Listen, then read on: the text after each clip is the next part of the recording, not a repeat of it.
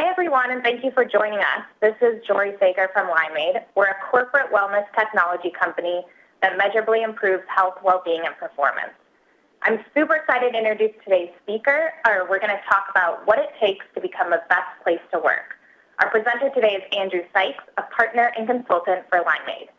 Andrew is the founder and president of Habits at Work, a consulting firm that helps employers and wellness companies support the health, happiness, and security of their employees and members.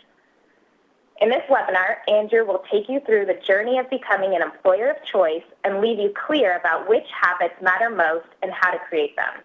Andrew's going to talk for 50 minutes, and then we'll have 10 minutes for questions, but you can submit them at any time throughout the webinar in the question box. And just to answer the most popular question, we will be sending the slides and recording of the webinar to everyone within a week of the presentation. So, Andrew, I'll kick it off to you. Thank you and good morning. We have a big agenda to cover today, starting with a discussion on this name that we use quite often of being a best place to work. And I'll distinguish that between, or the difference between that and being an employer of choice, because that's usually what people mean by that phrase.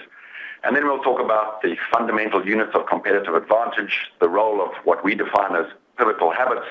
We'll talk about our 4 powers influence method to create these pivotal habits, and finally a short conclusion followed by some Q&A. I'm going to start by asking this question, what it means to be an employer of choice. And for many people, we use the phrase a best place to work or an employer of choice or a desirable place to work. And of course, there can only be one best place to work, so we don't all mean that we want to be the single employer. We generally mean we want to be the kind of employer that prospective employees line up to join and are excited to be a part of, that current employees are thrilled to be at, are fully engaged with the work, enjoy what they do and are proud of what they do. They like working with their colleagues. They're proud of the contribution they make and indeed what role the company plays in the bigger society. So we're going to ask this question, what it actually means to be one of these employers of choice. And first of all, there are a few things that we say have to happen simultaneously to be an employer of choice. One of those is having thriving employees, and I'll define that in a moment. The second is, through the action of those employees, delighting customers, and as a consequence of having delighted customers and thriving employees, having a flourishing company or organization. And we have very technical and detailed measurable ways of answering what it means to be a flourishing company. And it has to do with superior return on capital employed for your shareholders and growth. And delighted customers are more than merely satisfied. They have a high net promoter score. They're likely to promote you to friends and family. Their experience of working with you is easy. But the reason we use the word thriving employees is because really an employee who is thrilled with the experience of working for you is someone who would say that their entire life is working, not just while they work with you, but indeed at home as well. And so when we ask the question, what does it mean to thrive for an employee, it would be arrogant to assume we knew that answer for everybody. So instead we went to ask people, and we got these 3 answers. Thriving employees are employees that are simultaneously healthy, happy, and secure. And you might say, well, those are fairly trite answers. Surely people want something else for their life. But we used what we call the every person test, which is the answer to the question, and we literally stop people in the streets and in seminars and workshops and ask them, what do you really want for yourself and for your life? And sometimes we ask the question differently. We say, what do you really want for the lives of your children or your grandchildren? And people have very different answers, and sometimes people say they want to be famous, but generally the consistent theme in everyone's answer is some variation of wanting to be healthy, wanting to be happy, and that may include a very rich set of things, including being fulfilled and fully self-expressed, being motivated and contributing at work, having rich and valuable relationships with people inside and outside of work, as well as the more colloquial definition of having good and bad days with the right frequency. So when we summarize all of what these people are saying, we really get back to this consensus view that what it means for people to have a great life at work and at home is a life filled with health, happiness, and security. And so thriving employees for us are not only an end to be aimed for in themselves, but we'll make the case that they are your access to delighting customers and indeed are the route towards helping you build a company that flourishes. And we'll make that point by asking what I believe is one of the most important questions in business, which is, what is actually your organization's real source of competitive advantage? And there are many candidates for this answer. If you're a funding company, you may believe that it's access to capital. People have said that it's market timing, and certainly there is evidence that when you get into the market, it makes a difference. Interestingly, the first mover is more likely to fail than a subsequent entrant. Some people say it's all about luck or hard work. The strategists would say it's about having a great plan. But you may know the famous quote that execution eats strategy for breakfast. And so this list of products or who you know or having an inspired leader or a great set of well-trained managers, frankly, are all part of the answer to the question of what it means to have a competitive advantage. But if you spend the time thinking about each of these things, you'll quickly notice that they resolve to or are explained by a set of habits that employees practice. Strategy is a habitual practice, and certainly so is its execution. Market timing has as its output a decision of when to enter the market, but its input is a habitual look at market circumstances, the readiness of customers, the appropriateness of your product.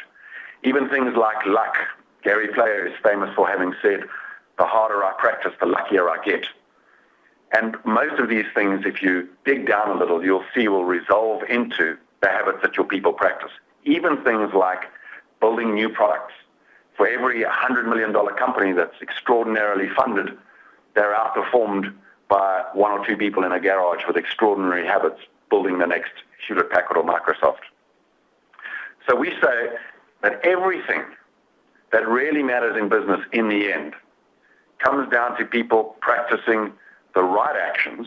So strategy matters for defining what those right actions are, but taken over and over again, habitually. So we say the fundamental unit of competitive advantage turns out to be the habits of employees. By analogy, we say habits are like the gene code of life, in the same sense that in your body, every organism, every cell, every tissue has the same gene code or blueprint for making sure that the organism as a whole lives and thrives. And in the same way, having a consistent ethos or set of values or instructions for how you run your business that dictate the habits and actions that people take is the genesis of a living, breathing, thriving company. In another sense, you might consider habits to be similar to compound interest. And this too is a good analogy because just like compound interest, where on a daily basis, if you're watching your bank account, nothing special seems to happen. But if you take the long view of 5 and 10 and 20 years, even a small interest rate accumulated over time can lead to very big things. And we believe that habits are therefore overlooked. Because they're this basic unit, we tend to ascribe success to a heroic leader or a great product or a single act of inspiration. But really, every business that we've looked at and all the research we've studied says that at the bottom of success, you find habits. So powerful is the link that we say that habits are our destiny, both for individuals and for companies. And so the interesting question is, which habits actually make the difference to performance? And there are two interesting sets of habits. The first habits are the habits of the work itself. And if you're an accountant, those would be very different habits than if you're an airline pilot or if you're in sales or in any other job. So each job, specific to the job itself and specific to the company for which you work, has a unique set of habits that explain high performance versus poor performance. And every business really spends a lot of time and effort trying to figure out what those habits are and how to encode them in business processes, how to guide people's behavior in the absence of business processes with things like values and missions and vision statements. And in fact, today, we're not going to talk about these unique work habits, although they are the essence of what makes your business different from another. And the reason we're not going to talk about them is because they are unique to every single job and every single company. But there's a second set of habits, what we call the pivotal habits, that prepare each person to perform their unique work habits at an optimal level. In other words, if you practice a set of pivotal habits, you will be a better accountant, a better airline employee or pilot, a better salesperson or a better marketer, because they are common to the very nature of being human. These are a set of habits that drive performance. And so we ask the question, what actually is the source of performance? And how do these pivotal habits drive that performance? And the answer we get to that question is that there are three mostly hidden drivers of performance. And they're mostly hidden because the myths of performance that we subscribe to are that performance comes from long hours and hard work, or great education, or an inspired genius. And we miss that for each of us, what really drives our performance, in addition to those things, is being healthy, being happy, and being secure. You might say it's an extraordinary coincidence that these happen to be the same three things that people use to define success in their life. Of course, it's not a coincidence, because the very things that we want for our life, if provided, give us the energy, the stamina, the mental clarity, and the lack of distractions with which we can apply all of our talents to doing great work. So if we look at the engine of production at a company, these three drivers of performance not only create thriving employees, but they will indeed be high-performing employees who can practice their work habits sustainably over time, creating delighted customers and flourishing companies. And the question we seek to answer is, what are these pivotal habits that drive the engine of companies, that lead to this sustained performance over time? And today we're really just going to focus on the habits related to health. The drivers of health, say the CDC and the Institute of the Future and others, are mainly the habits that we practice. The environment we live in has an influence. Our gene code has an influence, although the emerging science of epigenetics is leading us to conclude that ever more environment and habits switch on or switch off genes, making our gene code, or our bad choice of parents, as I'm fond of saying, less important than even this graph illustrates.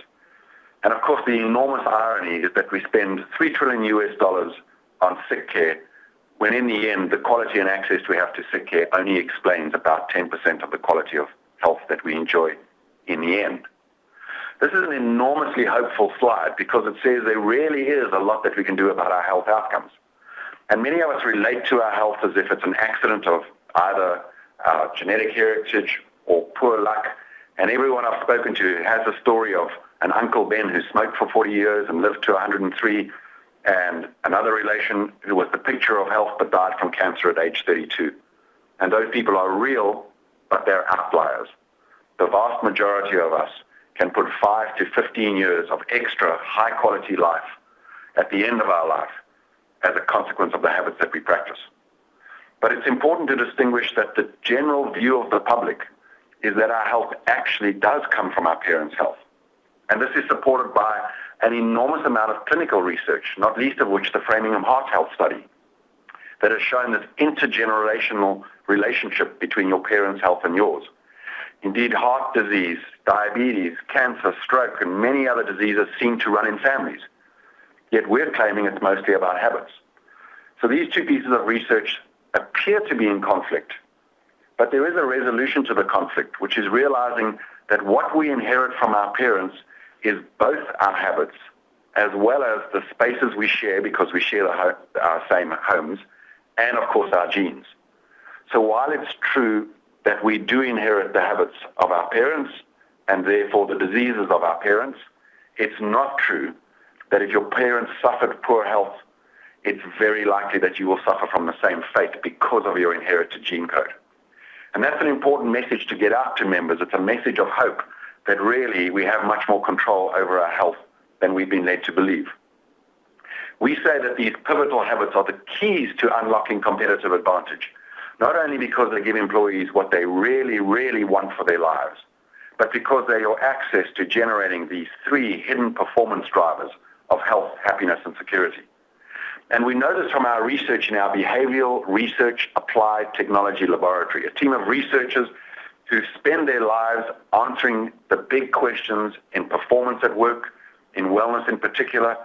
And one of the questions we try to answer is this question of which habits really matter the most, which habits are worth doing, and importantly, to what degree. Because as humans, we'd like to exercise as little as possible, eat as healthily as is enjoyable but not too healthily. We're really looking for the minimum prescription of habits that get us the maximum bang for our buck. And to answer this question, we borrowed the concept of the dose value from the pharmaceutical industry, where they compare the strength of, for example, paracetamol to aspirin in terms of its impact and speed of effectiveness on alleviating your headaches and pains. In the same way, we ask questions like, what is the relationship between an input, but in this case, a habit, not a drug, like exercise, and an output that we might care about as individuals and employers, how well our brain works, our cognitive function. And we investigate through all of our research this causal relationship between habit inputs on the one side and outputs that we care about on the other. Asking questions like, what is the ideal prescription for exercise? How often should we practice it? And how long does it have to be practiced before we see a result? And similarly, we ask, how quickly does it have an impact on our brain function? Does it improve our memory or our executive function? And how long does it last? And for me, my favorite question is, how long can I still enjoy good brain function after I've stopped exercising? And the bad news is not very long. 2 to 3 weeks after exercising ceases, we see remarkable changes, not only physiologically, and even within hours, we see a drop in brain performance post-exercise. So we look at a range of different health habits, and this is just a sample, the usual suspects, you might say, and we ask of the research questions like, what impact do these habits have on risk factors that we traditionally deal with in wellness, as well as the outcomes that we care about as health insurers, and of course as employers, especially self-funded employers, the symptoms that kill more Americans or take more productivity from us. We also care about the costs related to sick care itself, but also absenteeism, presenteeism, mortality, disability, and others. And we think the key concern for employers should be the productivity that we enjoy at work at the hands of practicing these pivotal habits. How well our brain works, our error rates, our level of stamina, and indeed how many products we can produce per person hour. So I'll spare you going into all of the research and just get to the summary, but it is a summary of several thousand peer-reviewed journal-published research papers from around the world that our team of actuaries and researchers have summarized, synthesized, either discarded for bias, ranked for quality, and looked to extract this actuarial information about which habits really matter. And you may no longer know what these symbols are as I move through the next slide, but I'll point out the important features of it. The first slide illustrates that there is a positive population-level dose response to taking drugs when prescribed for appropriate diseases. It does lower healthcare costs on the left-hand side. It does have an impact on cholesterol towards the left-hand side, lower than the impact on heart disease you'll see towards the right-hand side. But if we compare it to other habits, specifically if we look at quitting tobacco, we see that firstly, the impact is smaller than we might expect. And secondly, there is an interesting negative response to quitting tobacco and error rates. People who quit tobacco suffer from withdrawal symptoms, and their error rates go up for the 3 to 6 months while they're getting over those withdrawal symptoms. So ironically, if you run a call center with high turnover and where error rates really matter, the last thing you should do is run a smoking cessation program. For the smokers on the line, if there are any, this is not a license to continue smoking. And for everyone else, just because there is a short-term negative increase in error rates, it doesn't resolve or take away the necessity of trying to fight this habit and save lives. But the impact on healthcare costs is much smaller than you'd expect. And one of the reasons for that is most people only quit tobacco when their health fails. And the vast majority of people, not even then. 8 out of 10 people who've had a heart attack, who smoke and have been told to quit or expect to die as a consequence in the near term, fail to quit. But as we move through the habits, you'll see that sleep has a bigger dose value impact on absenteeism and presenteeism on the left-hand side, as you'd expect. and a massive impact on how well our brain works and our error rates at work. Not surprisingly, people who haven't slept for more than 5 hours, 3 days in a row, have the same kind of cognitive impairment as people who show up at work over the limit on alcohol. If we look at healthy eating, again, there is a big impact on how well our brain works, and we relate to healthy eating as something we should do to lose weight. But notice that the impact on heart disease, on healthcare costs, on mortality, and indeed on how well our brain works is much bigger as a response to healthy eating. We'd like employers to reframe healthy eating as something that employees do for enjoyment or to survive, and instead as a key driver of performance at work. And it may give you a new lens through which you look at your cafeteria or your food environment. Stress management is perhaps one of the biggest ways to affect employee health. You'll see the massive impact it has on absenteeism on the left and error rates on the right. But I've highlighted in purple both hypertension and heart disease. Not because the impact is that big, although it is, but to illustrate how large the impact is compared with the impact of drug therapy. And you can see the white bars that have now come in, showing that there is something like a 3 times greater impact from practicing stress management habits on hypertension than there is taking drug therapy, and similarly on heart disease. And you might ask what the ideal prescription is, the habit is that causes the stress management reduction, and it turns out to be mindful meditation. Surprisingly, exercise has a big impact, as you'll see. One of my personal biases, frankly, was against mindfulness as a really powerful health habit. But the research is clear. It's one of the best ways to reduce both hypertension and heart disease. And finally, and last but not least, of course, I come to exercise. I left it for last because it has the strongest dose-value response across a range of different outcomes that we care about, both as human beings, as health insurers, as employers. And if you look at the impact on healthcare costs, the research suggests that people who exercise will enjoy 3 times greater impact on lowering their healthcare costs than simply drug adherence. But we think exercise is the most important habit for another reason. We describe it as the first domino. People that exercise are much more likely to sleep better. Sleeping better and exercise improves appetite control and the ability to make better choices. Exercise and sleep are very useful in reducing stressful situations, and one of the leading ways to have people quit tobacco is to have them start an exercise program. Unfortunately, in this country, we lead with drug therapy, when really the prescription should be to start with the health habits, which either remove the need for drug therapy in the first place, or at least reduce the frequency and quantity of drugs that are needed to deal with our healthcare concerns. So these habits that I've just illustrated are the research-backed answers to the question, which habits matter most? And these habits really do define your destiny in the biggest meaning of that word, because it explains how long we live to a large degree and the energy, performance ability we have to do great work during our lifetimes. So we think the interesting question, because what we've just really shared with you is that the research tells you what we mostly already knew, that we should exercise, eat healthily, avoid tobacco, drink alcohol in moderation, manage our stress and sleep well. But I think the much more difficult question is how do we actually get people to practice these healthy habits in a way that leaves them thrilled with the experience, highly engaged with you as an employer as a result.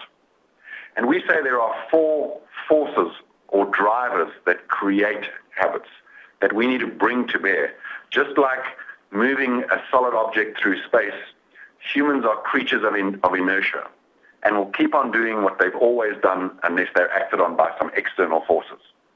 And those forces, we say, are the forces of capability, people's confidence and competence. Confidence is a much overlooked attribute that we think explains the failure of many wellness programs, because we miss the point that for many people, having lost weight in the past and gained it back, what they now have is a loss of faith that they will ever succeed in the future. And as a consequence, they are blind and deaf to messages to enroll in health and wellness programs. So capability is a very strong driver of creating new habits, as is motivation, the compulsion to act. But that tends to be where people go to first, on the assumption that we don't practice healthy habits because we're simply not motivated enough. I'd like you to notice that pretty much everyone I've ever spoken to, and I'm sure you'd have the same experience on the call, you're likely to want to lose a couple of pounds and to be fitter and to sleep better and to eat healthier. There's this background of desire or motivation that already exists, but it's probably not getting the job done. And you may say that's because you're simply not motivated enough. What's much more likely is that there is a barrier that's in your way, a lack of time, whether that's real or imagined, a physical barrier, a lack of access to healthy food, or more difficult to manage is the temptations that we face each day that tempt us away from our best laid plans. And so we say that these four forces, capability and motivation, which are forces for good that help us create new habits, are counterbalanced by these real-life barriers and temptations that fight back and react when we try to create new habits. You can think of temptations like the fast food companies that adopt new marketing strategies in the face of a changing sentiment around consuming fast food, or a spouse who tempts you back into smoking when you attempt to quit and she or he continues. So we have to say that there is a formula that explains creating new habits. And that formula looks at the relative power of capability and motivation versus barriers and temptation, and says that as long as barriers and temptation are in some sense greater than our capability and motivation, no change will happen. And only at the point when we surpass the level where these two things are equal and reach right into the point where our capability and motivation exceeds our barrier and temptation, can we expect any change to happen. So the formula says as long as people are capable and motivated such that they can overcome the barriers and temptations that they face, you can take to the bank that you can create new habits. That's the good news. Now, what you need as a designer of wellness programs or performance programs is the ability to generate these forces. We say you need the power to grow capability, to grow people's confidence and competence. And we choose the verb grow for a very important reason. Capability is something that is nurtured slowly over time, and it grows much like you would grow a plant. And it's quite different from the phenomenon of motivation. We say you need the power to inspire or breathe life into people's motivation. And the reason we use that verb is because motivation is very much like switching on a light or giving someone CPR and seeing them spring back into life. It really arises in a moment and it disappears in a moment. Think of someone who's given a $20,000 bonus for great work at the end of the year. And in that moment, they're highly motivated, inspired to do great work for the coming year. But if they go back to their desk and they learn that their colleague about whom they think they perform better, and they learn that their colleague got a $25,000 bonus, in an instant, their motivation disappears. And in the domain of health, you will have had personal experience of this. We're motivated to lose weight as we nurture our hangover on New Year's Eve, and we commit to great plans, but 3 or 4 days later, that motivation has dissipated. So we really need to be constantly attentive to how to breathe life into people's motivation. But the other thing you need as a designer is the ability or the power to help people overcome their barriers. Whether those barriers are real, like a lack of access to healthy food in a food desert, or imagined, like the excuse, I don't have enough time. And I know when I say that, there will be several hundred people on the call who instantly react and say, no, it's true in my case, I don't have enough time. And I relate to it similarly. But notice that we all have the same 24 hours in each day. Some people find the time to exercise and some don't. So what we say when we say, or what we mean when we say, I don't have enough time, is actually a different thing. We're meaning that I have different priorities that I'm putting ahead of my own health. And although people say that what they want for their life is to be healthy, happy, and secure, if you judge what people want by how they behave, you actually come to a different conclusion. You might say that judged by our actions, most people don't actually value their health at all, until, of course, they lose it or it fails. And it's a unique human attribute that we put many other people our kids, our spouses, our employers before our own needs. In fact, there is a heroism about the corporate archetype that is stressed out, overworked, spends long hours at the office. That's the kind of employee who gets promoted at most companies. And the kind of person who serves patients or students or customers above all else is glorified in our values and our mission statements. Yet the research is clear. If we don't help people reframe what it means to be healthy and reframe the fact that they have no time as really a different set of priorities, we won't get to enjoy a high performance that comes from people who invest in their health as an access to serving customers, family, employers, and building great businesses. Last but not least, as designers, we need the power to help people resist their temptations. And temptations sound similar to barriers, but they behave very differently. Barriers are static. They don't fight back. Temptations are active, they're antagonistic, and they react. Whether they come in the form of other people, improved programming on our favorite TV channels, better ways of marketing to us in the grocery aisle. I'm often reminded of the great story about how cereal boxes have cartoon figures on them that look down at an angle of about 10 degrees for the express purpose of making contact with an 8-year-old, who in return for making that contact will tug on mom's shoulder or arm and ask for that particular brand to be purchased. That's the kind of war that we're fighting. There are many sophisticated, perhaps well-intentioned people working in the kinds of businesses that make it easy, convenient, and affordable for us to consume the kind of products that, in the end, often leave us in diminished health. And if we care to succeed in the domain of corporate wellness, we have to fight fire with fire and use the same kind of influence methods to help people overcome these temptations that they are increasingly bombarded with every day in the media, out in the world, and at your companies.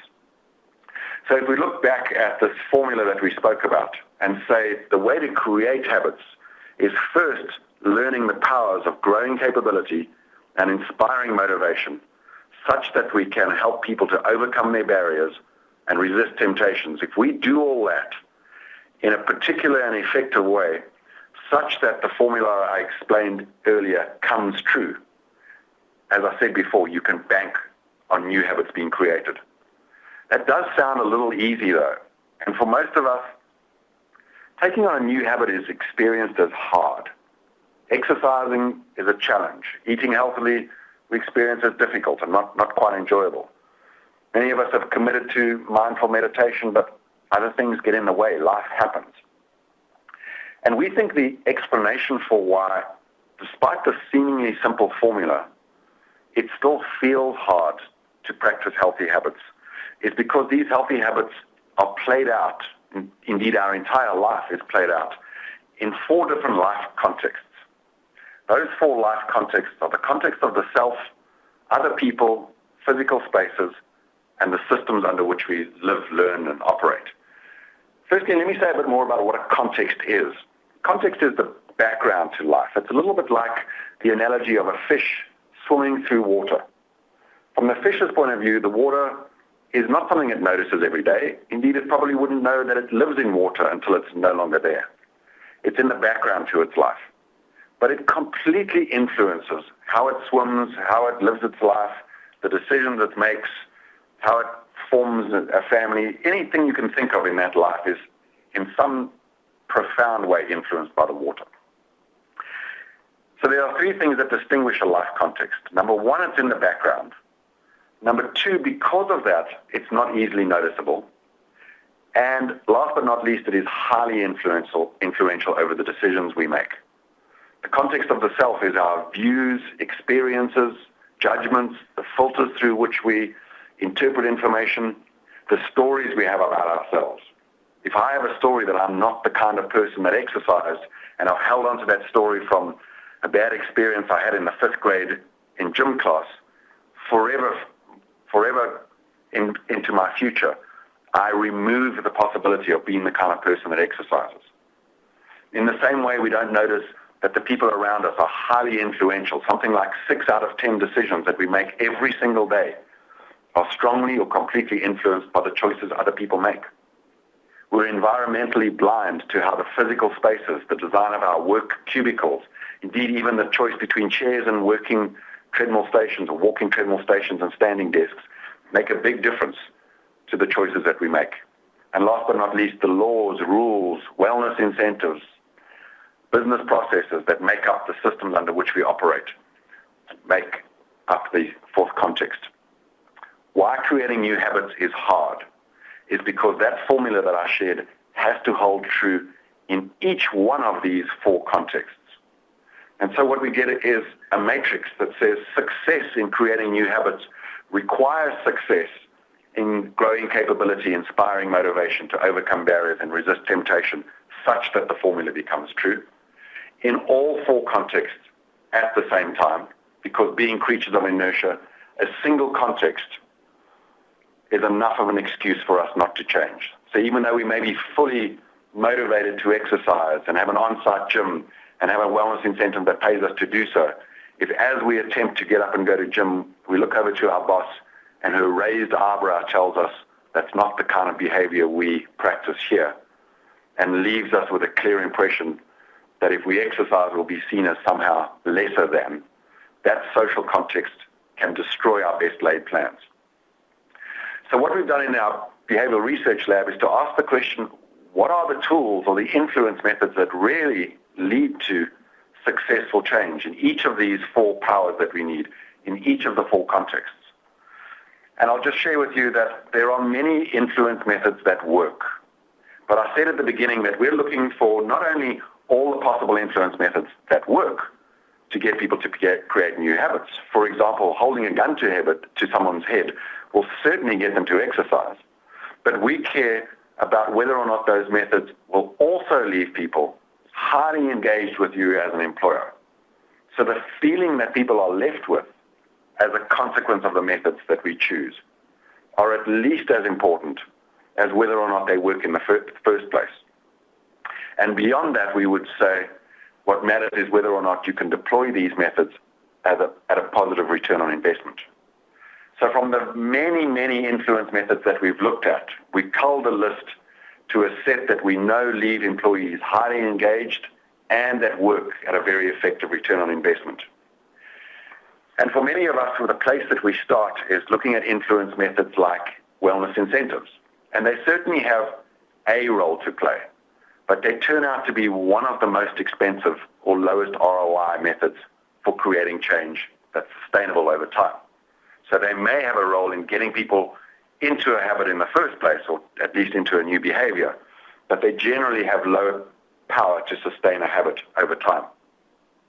A much more effective method is one we call Start With Why, which is borrowed from Simon Sinek's book by the same name, which speaks to the enormously strong power that having a higher purpose has over us to motivate us into new action.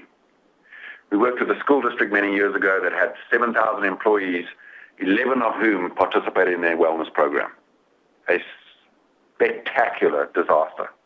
And when we asked the teachers, why don't you want to participate?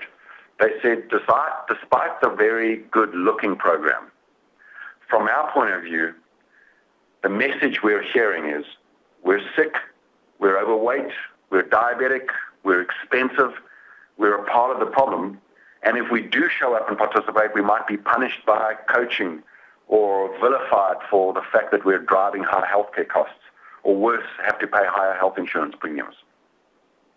And that was puzzling for us because the program on its surface was actually very generous and well structured. So we dug a little bit deeper, and what we discovered is that what teachers really, really care about is doing a great job for their students, being a role model for them.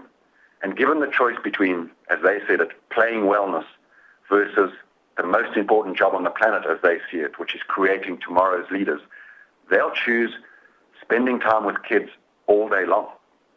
And in the face of increasing class sizes, reducing budgets, where we're asking teachers to do more with less, an invitation to participate in a wellness program where the promise is that you can live long and play with your grandchildren and be healthy and avoid sick care costs actually doesn't land with what people already find highly valuable. when we changed the framing and we said, we no longer invite you to participate. In fact, we expect you to participate, and not for you, because we know that teachers that exercise in the morning have twice the stamina in the last 2 hours of each day. We know that students that are fit get 20 to 30% better grades in math and English. And we know that students do what they see teachers doing, not what they're told to do. So we need you, teachers, to be role models for the healthy habits of your kids in the service of their education, as your access to being a powerful, inspiring, highly energized teacher throughout the day. And more than that, we need you to recruit the 70,000 students that you have in your care to be powerful agents for change in their families, forever breaking this inherited cycle of poor health habits that one generation gives to the next through the mode of inherited health habits. 6 months in, 4,000 teachers were acting as active role models and champions of the program, logging up millions of steps, going through literally thousands of pairs of sneakers. In the end, healthcare costs came down, dramatically so, $15 million over 5 years. And it didn't take that long to manifest. But what everyone spoke about that was memorable and that really made a difference, in the words of teachers, they said, for the first time in a long time, we've had something that we really love to do, that's making a difference, that we can see is accretive to how well we do our job, instead of adding another thing on that really detracts from being a great teacher. So that's an illustration of the kinds of methods that we look at when we distinguish between those that work, those that are highly engaging, and those that do so at a very strong return on investment. So if we ask the question at the beginning what it takes to become an employer of choice, which may indeed lead to ranking well on the best places to work lists, but it's a distinct thing to be an employer of choice versus to win the award. We say that investing in employee health, happiness, and security as the foundational pivotal habits that are both the source for what people say defines their life success, and indeed are the hidden sources of performance. And the way that we go about doing that is, firstly, knowing what the pivotal habits are, getting really clear about the minimum prescriptions that lead to these manifest health, happy, and secure employees that thrive. And inside of that, figure out how we actually create these healthy habits. The 4 Powers influence methods it's a research framework within which we collect influence methods. On our short call today, we didn't have time to elaborate on what all of those methods are, but it's a great way of thinking about from your organization where to go to work. You may already be doing a great job of motivating people, and you may have seen through this talk that what's missing is you're not helping people overcome barriers or helping them build incremental competence and confidence by helping them set small goals with great feedback versus these big fat hairy goals we set as New Year's resolutions. We believe that the future of work needs to be reinvented. That instead of people showing up at work each day a little less healthy than when they arrived in the morning, a little less secure or a little less happy, which is the status quo. Now, most of us say we're stressed because of work. We don't eat well because of work. We don't get to exercise because we don't have time because of deadlines. It's not unfair to say that the way we've designed work, albeit unintentionally, is making us sick. And so if we plan to reinvent the world of work, we need to do so in a way that has employees thrive. And we think in the new economy, in order to be successful, companies must invest in this life success of their people. And that just means, it doesn't just mean success at work, it's life success. Work-life balance is a favorite term, but we think sometimes people put in place, or companies put in place, wellness programs or work-life balance programs almost as an apology for the damage we've done. It's a little bit like offering free M&Ms and Weight Watchers as 2 employee benefits. It makes no sense. Instead, consider that companies that really invest in their employees' pivotal habits and care deeply about having healthy, happy, secure, thriving employees can own an unclaimed competitive mountaintop. In every industry, there is a largest company. There's an oldest company. There is the newest company, the company with the best technology, the company with the cheapest prices. Think of all the competitive dimensions that traditional businesses compete on, and someone in your industry owns that mountaintop. Indeed, you may be the biggest, the fastest, the smartest, the oldest in your industry. But notice that no company owns the competitive mountaintop of having the healthiest, happiest, and most secure employees. And it's distinct from giving people great benefits, which helps, and giving people free food, which helps. All of those things contribute to it. But the real test is asking people if they have gotten from you the ultimate gift, which is their entire lives back as a consequence of working for you. And so if there is a parting message to me, it is a message or a request to you to consider, not because it's the right thing to do, and not because you'll be making amazing futures for people, but because it's a cold, clinical, rational business strategy. Consider becoming in your industry the healthiest, happiest, and most secure company as your access to delighting companies, to delighting customers, and having your company flourish. Thank you. Thank you, Andrew. That was so great. I know many of you on the call are probably thinking about how you can fit in that extra workout or healthy meal today, and I know we are here in the room. But we wanted to take a few minutes to let you guys submit questions through the question box, and we're here for the next few minutes to answer them. And I will say that if you have a question specifically for Limeade, you can shoot that over to limeade.com in the Contact Us section or in the email on the screen. And we will be sending the slides and the recording within a week to everyone on the call. So, Andrew, I'll kick it off with the first question that we had submitted through the talk. How can we reframe the way that employees look at exercise or nutrition without making it sound like we're telling them what to do in their life outside of work? Isn't that their responsibility to plan their evenings and weekends? It is. So that's such a great question because it speaks to so many points I would like to share. The first is, inside of the question, we said, how do we reframe exercise as somehow not something that we're telling people what to do about when they do it outside of work? And the first response I'd give to that is, I think that if you're asking people to exercise outside of work, you're on a losing wicket. In fact, the name of our company, Habits at Work, speaks to our fundamental belief that if we're going to solve this problem of the American healthcare crisis, the place to do it is at work. And it may sound extraordinary or impossible to do, but our view is the best place to work the best place to exercise is at work. Now, you may say we're a small company, we don't have the facilities, to which I would say the ideal prescription, if what you really care about is employee performance, is not 45 minutes in the gym. Instead, it's 1 or 2 minutes of fairly light exercise every hour on the hour. In our company, we have a mobile app that goes off with a little ping every hour on the hour, and regardless of what we're doing, we all get up and we do a couple of lunges or stretches or squats just to get that blood flowing. Even people who exercise at the end of the day but are sedentary for 8 or more hours suffer from the impact of the sitting disease.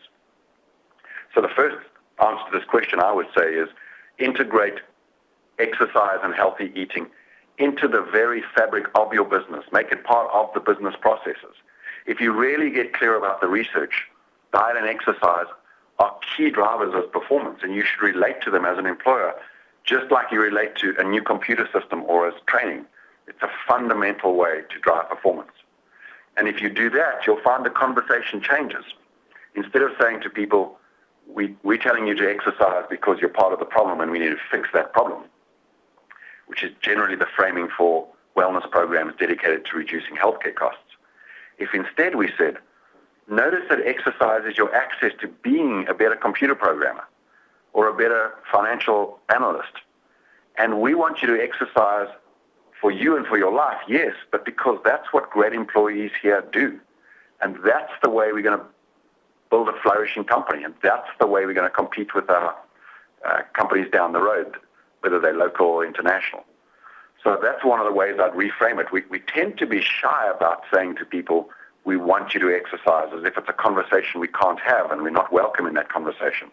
But it's because the frame is about things that people are expected to do at night on their own, where frankly the employer is not welcome. if we distinguish exercise, healthy eating, and other habits as part of the business process, it is the license for employers to have this conversation powerfully. And as an employee, frankly, I'm in this business for myself because I find it easier to be healthy inside of a company that takes care of my health as part of the very, very fabric of how we do business. That's great. Well, now that treadmill desks and stand-up desks and walking meetings, those are all becoming more commonplace in companies. But for companies that offer it and see really low utilization, besides reframing the conversation, have you found any strategies that work to get participation up? Yeah, the best strategy is to have no choice. And I know that we are all, as humans, obsessed with the idea of having choice and autonomy. But if you are clever in the way that you architect people's choices, you can actually make the default the easy option, and in some cases remove options and still maintain people's autonomy. And here's why you need to do that. Let me give you an example. In cafeteria after cafeteria where we've gone to work, where companies have said, we used to have an unhealthy menu, and now we've introduced healthy food, and people simply aren't choosing it. We noticed a while back a really interesting phenomenon called the health halo, which says that in environments that we think are healthy, we give ourselves a license to make unhealthy choices. So counterintuitively, adding in healthy options next door to unhealthy options in the cafeteria has people feel more entitled to eat the unhealthy food, and you get exactly the opposite effect from what you intended. So if you really want people to eat healthily, the answer is simply offer only healthy food on your campus. And yes, people will resist it for around about 2 weeks until their palate adjusts and they get used to the new world. People are very accustomed to making change. I always say humans hate two things: the way things are and change.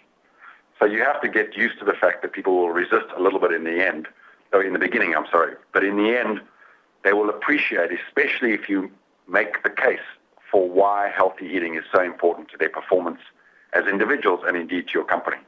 And it's the same with walking treadmills and exercise balls at your desk or other opportunities. Given the choice, we'll opt for the low energy option. Given the choice, I'll sit rather than stand. And so the best prescription is to remove the choice. In one of our boardrooms, we simply have no furniture. People stand, and the remarkable business result is meetings happen quickly, they're resolved quickly, no one sits behind their laptop or cell phone having a meeting, and people leave a little healthier as a consequence. Ironically, healthy office spaces are a fraction of the cost of traditional office spaces. So the deep irony for me is we spend a lot of time, money, and design effort on building the very spaces that lead to employees being unhealthy and, in the end, less productive than they could be.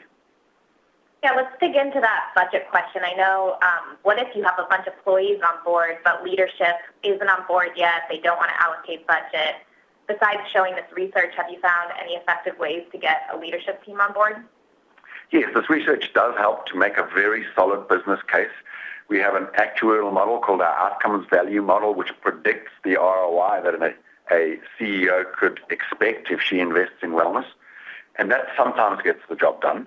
But we always say, for every one person that's convinced by statistics, there are 1,000 people convinced by the story. And so I do think business case development is much more about making the connections for a leadership team between their investment in employee health and performance of their company. Too much of the conversation is about health habits and how they will reduce healthcare costs. And they do that. But that's an expense side problem for a business, taken care of by finance and accounting and HR. If you really want the attention of the CEO and the leadership team, and importantly, line managers, frame employee health habits as part of the revenue side of the income statement. It's an access to growth, quality, customer service, bottom line results, and profitability. So that's one way of getting them on board. I always say that C-suite leadership is necessary, but not sufficient to high engagement, because wellness programs in particular die at the level of the line manager. So having your CEO walk around and tell stories of how she became healthy really matters. But in the end, people will take a cue from whether their boss looks at them funnily when they're about to take off half an hour at lunch to go and exercise.